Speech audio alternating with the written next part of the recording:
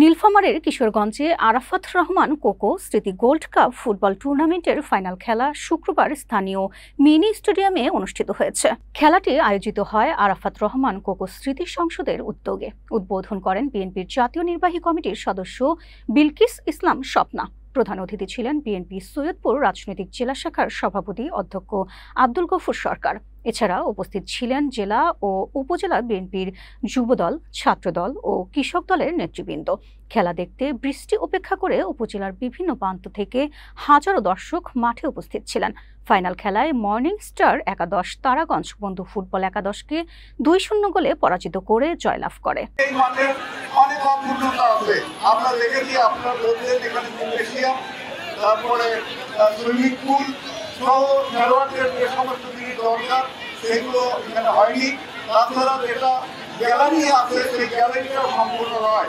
আমার মনে হয় এই মাঠের চতুর্দিকে গ্যালারিটা হওয়া দরকার। আগামী দিনে আমি বিশ্বাস করি যদি বাংলাদেশ জাতীয়তাবাদী দল সরকার গঠন করে, আমি আশ্বস্ত করতে চাই আপনাদের